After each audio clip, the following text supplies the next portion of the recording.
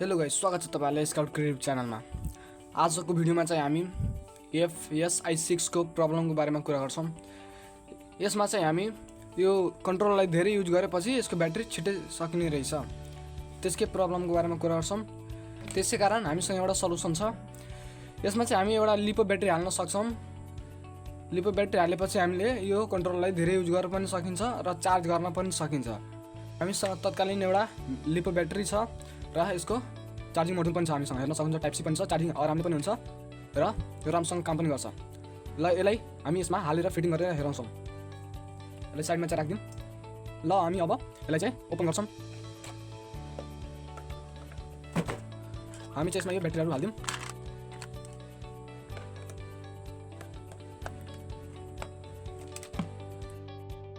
र हामीले यसलाई ओपन गरौँ। बिस्तारै बिस्तारै गर्नुपर्छ हैन। यसलाई ओपन गरिसक्यो हामीले हैन। हेर्न सक्नुहुन्छ तपाईले।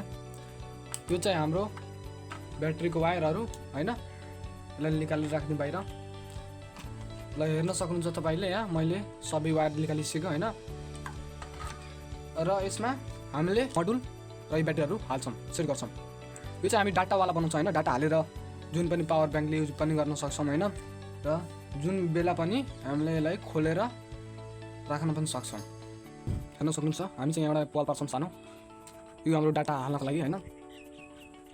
ल हामी पार्छौँ। हेर्न सक्नुहुन्छ यहाँ हाम्रो पल एउटा भइसकेको छैन, टक्क सानो। हेर्न सक्नुहुन्छ तपाईहरुले। अब हामी चाहिँ यसमा प्लसको प्लसमा र माइनसको माइनसमा हाल्छौँ। यसमा सोल्डिङ गर्छौँ र सोल्डिङ गरेर हामी यसमा सेट गर्छौँ।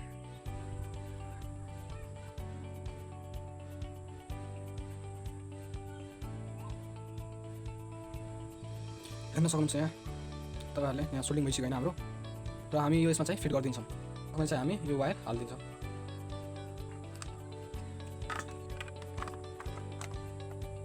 हेर्न सक्नुहुन्छ तपाईहरुले हैन। यो दुईटै डाटाले पनि चल्छ अब हैन। यो बाहिरबाट पनि चल्छ, अब ब्याट्री हालेर पनि चल्छ। हेर्न सक्नुहुन्छ यहाँ।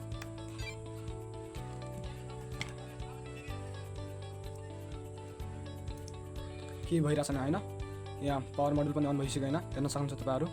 पावर ब्याङ्कले पनि चलाइरहेछ हैन। र यहाँ ब्याट्री पनि छ। अब हेर्न सक्नुहुन्छ एउटा पनि ब्याट्री निकाल्यो भने अन छ। हेर्न सक्नुहुन्छ तपाईहरु। र यो भिडियोलाई धेरैभन्दा धेरै लाइक, शेयर, सब्स्क्राइब गरिदिनु होला। र हाम्रो अर्को पार्ट छिटै आउँछ हैन।